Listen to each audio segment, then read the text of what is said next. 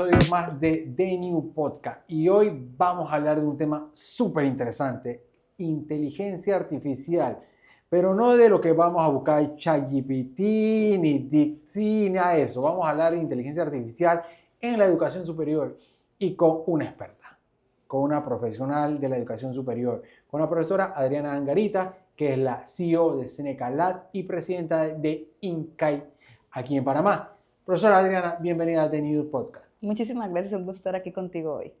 Profesora, vamos a entrar al grano, vamos a entrar de lleno al tema inteligencia artificial. Primero vamos a hablar, ¿qué es inteligencia artificial? Pues mira, desde hace varios años se está hablando de inteligencia artificial, se venía viendo cómo podría un robot ser inteligente, cómo podría aprender para que pudiera hacer cada vez mejor unas tareas, especialmente las de automatización, es decir, las que son repetitivas. Mucho de lo que es, por ejemplo, la consulta de datos, la consulta de archivos y poder hacer una revisión mucho más rápido que los humanos. Se ha venido desarrollando en diferentes etapas desde hace varios años, ha ido mejorando cada vez más la programación y en el 2022 sale de forma genérica, de forma sea una cobertura, sea un acceso. Un boom a las masas. Correcto, se le Como da acceso a todo el mundo. Digamos, Internet 5.0. Más o menos. Pero inteligencia artificial la hemos visto también antes de este boom de estos programas que tú le haces una pregunta y te desarrollan todo un proyecto. La hemos visto en los algoritmos de búsqueda de los buscadores. Eso también se le conoce como inteligencia artificial, pero digamos que ese era el 1.0, el 2.0. Correcto. Pero ahora hablamos de inteligencia artificial en la educación superior. ¿Cómo manejamos esto de que la enseñanza superior, y aclaramos, cuando hablamos de enseñanza superior es el nivel universitario? Hay que tener bien claro este término porque a veces uno piensa que puede ser superior por la persona o puede ser que una persona sea inferior. No, es el tema de educación universitaria. ¿Cómo es esta mezcla de la inteligencia artificial con la educación universitaria? Pues mira, yo arrancaría entendiendo muy bien el impacto de la inteligencia artificial en esta nueva sociedad que empezamos a generar. Porque siempre he creído que el desarrollo, que significa hacia dónde van nuestros países desde el punto de vista de productividad, de competitividad, tiene que ir apalancado por la educación superior. ¿Qué significa esto? El sector productivo nos dice para dónde va el desarrollo del país y detrás la educación va haciendo un piso sostenible para ese futuro que vemos como una proyección. Nuestros países en América Latina, usualmente cada 5 años que cambia un gobierno, cambian su foco, cambian los intereses, cambian diferentes aspectos de desarrollo del país. Entonces debemos empezar a verlo como una proyección desde el sector productivo, porque esa es una trampa en la que caemos los países subdesarrollados, que no tenemos un plan, no hay una proyección, y así es muy difícil que la educación superior se prospecte. ¿Cómo sé yo qué debo preparar a una persona para que en 5 años pueda ser exitosa? Entonces, fíjate cómo va vinculado. Entonces, yo empezaría entendiendo ese desarrollo, cómo lo está impactando la inteligencia artificial, para entonces transformar la educación que ese estudiante recibe para que pueda trabajar en esa expectativa que tiene el sector productivo. Y ahí empieza a ver cómo se transforma la educación superior, porque no es que se adapta. En este punto se transforma completamente. Estamos hablando de cómo enseñas, qué enseñas y para qué lo enseñas. Me gusta ese término, transformación. Muchos piensan que con la inteligencia artificial se van a perder esas habilidades blandas. O sea, que ya no vamos a necesitar un escritor, porque tú le puedes decir a ChatGPT, quiero escribir un libro de tal personaje y te lo va a redactar. O puedes ir a Dixie y le vas a pedir, quiero desarrollar una imagen y te la va a crear. Pero no, o sea, estamos hablando de transformación. Correcto. Y la transformación en la educación superior es de tanto habilidades blandas como de habilidades técnicas. Correcto. Mira, hay un tema muy interesante, eso que tú acabas de mencionar de la transformación de que ya no voy a necesitar. En este punto, tenemos una inteligencia artificial que sigue aprendiendo, que comete errores, que sigue necesitando el apoyo del ser humano para que pueda ser realmente lo que necesitamos que sea, porque sigue dando resultados muy burdos, muy verdes, muy sin procesar. El ser humano es el que le da el toque y dice, no, esto lo quiero para esto, le da el enfoque que realmente se necesita. Como diríamos en buen panameño, le da ese coqueteo. Correcto, lo transforma de algo como materia prima en algo ya procesado. Sin embargo, lo que vamos a estar viendo es que se va a seguir mejorando porque se están viendo avances importantes. De hecho, ya se habla de la superinteligencia, que es igual al ser humano, que va a estar saliendo en el 2026. Entonces, yo creo que el proceso que como humanos debemos vivir es empezar a entender cómo interactuamos con la inteligencia artificial para desarrollar algo que ya es diferente a lo que hemos hecho hasta ahora. Te voy a dar un ejemplo. Cuando llegó la calculadora, muchos nos preocupábamos de que íbamos a perder la capacidad de hacer cálculos matemáticos y que eso era un daño para el ser humano. Y estuvimos en esa discusión, sobre todo en educación, un montón de tiempo. Hoy día no concebimos a nadie que nos saque una calculadora para una multiplicación de 4 cifras. Entonces, lo que hace la tecnología es que te expande las capacidades y posibilidades del ser humano a cosas que aún no conoces. Entonces, por eso siempre seré una propulsora y una entusiasta de todo lo que empiece a desarrollarse con la necesidad de que como seres humanos nos sumerjamos en esto. Cuando no tenemos la responsabilidad de realmente conocerlo y sobre todo en educación, cometemos los errores de simplemente no o hablar de la ética o la regulación como lo primero para poder entrar a utilizarla. Y lo que tenemos que hacer en educación es entenderla profundamente y vigilar los cambios en la sociedad. Te voy a dar un ejemplo más choqueante para que veamos el impacto que está teniendo esto. Hoy en día en nuestros países obviamente está judicializado, regulado y todo lo que tú quieras, por ejemplo, la pornografía infantil. Eso está totalmente claro que no es aceptable por nuestra sociedad. Correcto. Principalmente, las leyes lo hacen o están establecidas porque hay una afectación a un menor. Es correcto.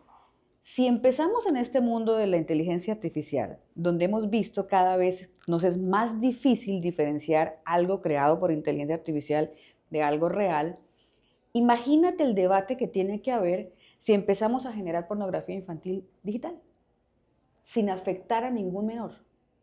Entonces, fíjate que no estoy diciendo que esté bien, pero cambia completamente el trasfondo porque ya no hay una afectación de un menor.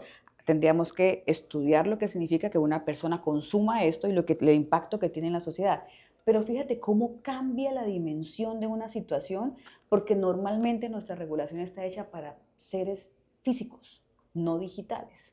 Y ahí nos vamos a algo que por años ha sido un debate, y es la regulación ética del uso de estas tecnologías. Actualmente en la Unión Europea ya se ha aprobado un protocolo sobre el uso de la inteligencia artificial que va a entrar en vigencia a partir del 2026. Este 2025 es el año para su regulación, para que todos los países dentro de la Unión Europea estén acorde. Los países de Latinoamérica, el sistema educativo de enseñanza superior en Latinoamérica, especialmente en Panamá, ya se está preparando para estos tipos de protocolos que se están impulsando desde estos megapaíses industrializados. Pues mira, creo que no. Creo que estamos todavía como explorando, estamos todavía analizando en nuestro país lo que opinamos nosotros sobre un poco cómo entrar la inteligencia artificial. Yo creo que sin duda Europa ha sido el que ha dado más avances más contundentes en materia regulatoria. Es curioso, antes de responder a tu pregunta, si tú vas a Oriente, si tú vas a China, y cómo ven ellos la inteligencia artificial, ellos lo que menos les preocupa es la regulación. A ellos les preocupa que todos se sumerjan en utilizarla, para luego empezar a entender cuáles son los efectos nocivos y empezar a regularlos. Nosotros nos preocupamos más por controlar los efectos nocivos que todavía no conocemos, porque sin utilizarla, ¿qué vas a regular? Entonces, nos preocupa más eso que realmente entrar en ese mundo de utilizarla. No quiero decir ni que una esté bien ni que otra esté mal, pero nosotros en América Latina no estamos ni del uno ni del otro. Estamos viendo a ver qué nos dice Europa para regularla, no estamos utilizándola. En China es totalmente de uso, no es ni propuesto por la universidad, es que es uso masivo. Todo el mundo está involucradísimo generando nuevas cosas, nuevos resultados, que no es que te lo permitan o te lo pidan, sino que ya hace parte del ADN de todo el país. Entonces, para responder a tu pregunta, ¿cómo estamos nosotros? Yo siento que estamos dormidos. Estamos en un letargo, que no sabemos si para allá o para allá, pero preferimos y voy a ser un poquito dura crítica con esto, nos tranquilizamos pensando que es que falta que nos digan cómo regularla para poder entrar. Y acaba de caer al meollo del asunto. Que nos digan cómo regularla para iniciar su uso. Correcto. Y es aquí que vemos mucha publicidad en diferentes redes sociales, en diferentes plataformas digitales, sobre el mal uso que se le da a la inteligencia artificial o a las plataformas de inteligencia digital conocidas, que le hacemos preguntas vanas en vez de desarrollar preguntas que nos lleven a crear proyectos. ¿Cómo se puede atacar esto desde el tema educativo? ¿Y sabes por qué se da eso? Sencillamente porque es alguien que nadie le enseña a usarla. ¿Qué es lo primero que hace? Lo que sabe hacer. Bromear, jugar, sentirla prohibida. Entonces va por ese camino.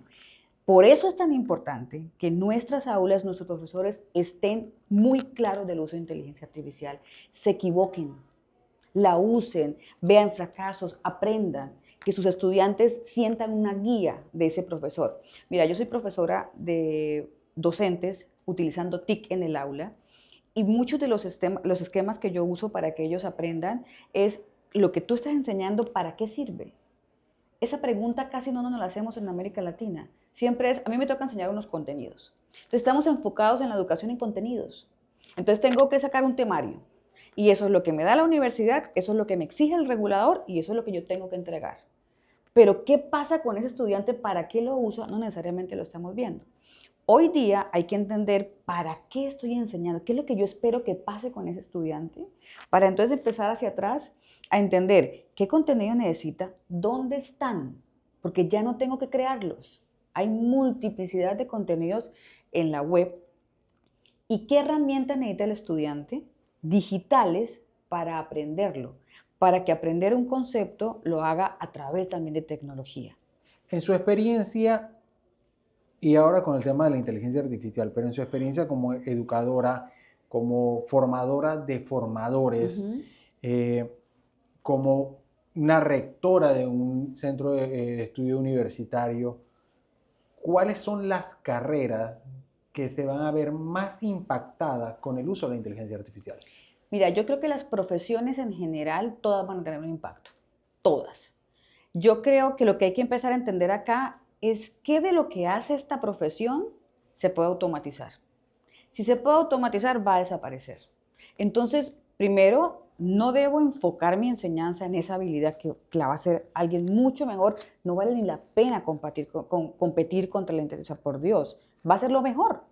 Hay que entender qué realmente va a mantenerse y qué va a empezar a cambiar. Te voy a dar un ejemplo. Si yo en comunicación social, estudio comunicación social y uno de los temas era redacción, que era redacción de notas de prensa. En este momento yo creo que no hay un periodista que no use ChatGPT para apoyarse en su redacción. Digamos que sí hay un par que utiliza un ChatGPT para la redacción. No nos llamemos engaños, compañeros. Pero para efectos de apoyo. Entonces, ¿qué significa?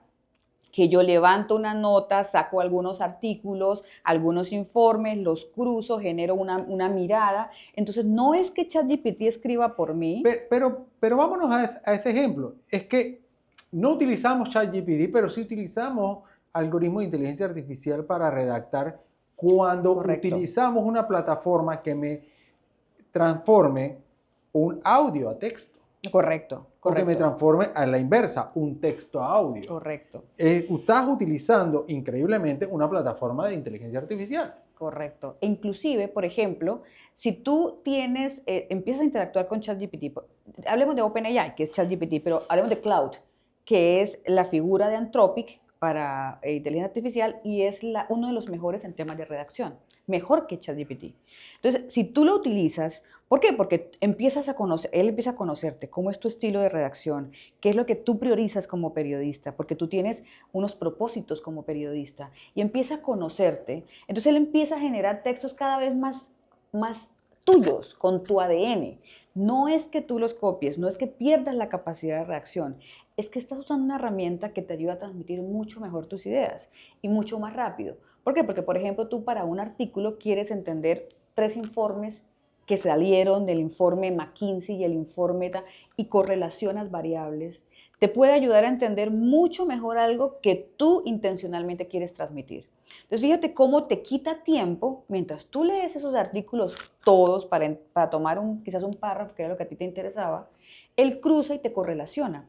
Aquí dice esto y aquí dice esto. Mira que esto puede ser una variable que puede ser interesante analizar. Y eso es lo que tú traduces en tu texto. Pero ojo, compañeros, no se olviden de leer el texto final para no cometer errores. Por favor. Pero claro. es algo interesante lo que usted acaba de decir, porque también eso lo vemos en el día a día. Quitemos a un lado la educación superior, quitemos a un lado el tema profesional. Lo vemos en el día a día. Yo que utilizo redes sociales y todo el mundo utiliza redes sociales, a veces te quedan sorprendidos cuando te llega una publicidad o te llega un video de algo de humor.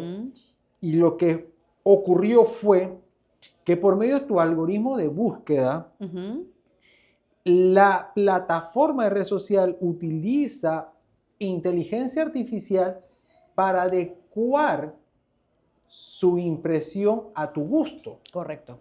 O sea, no es que tú entras, digamos, utilicemos uno específico, Instagram, entras al buscador y te salieron esos videos porque esos son los videos más vistos, sino te salieron esos videos porque es lo que a ti te gusta Correcto. ver. Correcto. Entonces eso es algo de inteligencia artificial. Inclusive, por ejemplo, hablemos de recursos humanos. Hoy en día hay por lo menos 6 o 7 herramientas de recursos humanos que te pueden ayudar a encontrar el candidato perfecto. Casualmente hoy publiqué algo sobre ese tema, sobre cómo se evalúa las hojas de vida, los CV, correcto, para elegir al mejor ejecutivo. Correcto. Entonces, muchas veces te tocaba a ti y ahí es una invitación de pronto a los headhunters a ver cómo se especializan con estas herramientas, porque tú dirías, bueno, entonces, ¿para qué contrato un headhunter? Ahí viene la idea de cómo yo puedo ser mucho más efectivo con el uso de las herramientas, porque la persona que me solía contratar a mí no sabe lo que yo sé, la experiencia que yo tengo en esto, que yo lo traduzco en potenciar mi acompañamiento con una herramienta virtual que esa persona que quien te va a contratar no lo sabe. Entonces, fíjate que no es que se reemplacen las personas. Yo sí creo que el que no la use va a ser reemplazado por el que la use, porque va a expandir la capacidad de su profesión. Yo recuerdo, y se me viene ahorita mismo a la mente con esto de reemplazar a la persona, una escena de una película de mi queridísimo Johnny Depp, que era Willy Wonka, Ajá. que había reemplazado al personal el papá del niño, de Charlie, había sido reemplazado por una máquina. Correcto. Que tapaba las pastas de dientes y se había quedado sin empleo.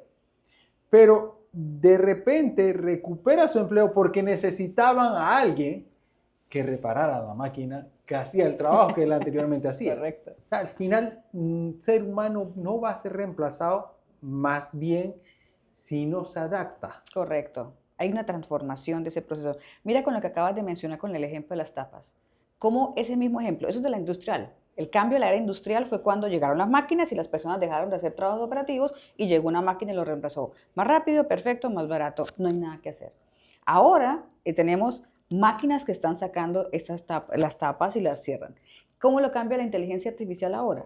Antes necesitabas a varias personas por la línea que estuvieran revisando que todo estuviera siendo tapado correcto. Hoy se están generando modelos donde se tienen tomas de video para identificar que una inteligencia artificial aprenda cuando una tapa está bien, cuando está mal cerrada, cuando es defectuosa, y la entrenan para que en una sola forma vea toda la línea y te diga, ojo con esta, o él identifique. Eso te cambia 10 personas que tenías en toda la línea por una, que pueda ver que pueda revisar lo que te dice la inteligencia artificial. Entonces ahí ves los 3 momentos, cuando el humano tapaba, ahora llega la máquina ya es en línea y ahora llega la inteligencia artificial y sigue teniendo impactos en eso. Entonces, ahora queda de nosotros entender, bueno, y entonces ahora, ¿qué puede agregar valor de lo que yo hago? Que es el caso de que tú mencionas de que sabía arreglar la máquina, contra ya no estar parado porque no estás agregando valor. Yo creo que el gran secreto, Gerardo, aquí es entender cuándo el ser humano agrega valor, cuándo nuestra capacidad sensorial, nuestra capacidad reflexiva, nuestra capacidad humana, nuestra capacidad empática, que no es reemplazada, cuando entra en juego y realmente agrega valor a algo repetitivo. Ahí estamos siendo cada vez más desafiados porque las máquinas van a reemplazar lo que se puede reemplazar.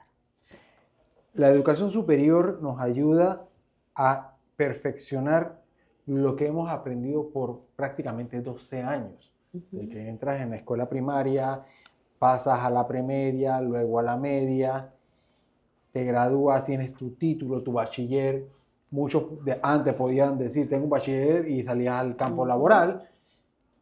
Pero hoy en día, si no tienes ese inicio de educación superior, que acompañe ese bachiller, que te ayude a desarrollar ese aprendizaje que tuviste en escuela secundaria, a veces quedas como un segregado a un segundo plano. Correcto. ¿Cómo está trabajando hoy en día ese movimiento en que la educación superior siga siendo ese anhelo de aquel estudiante que obtuvo un bachiller?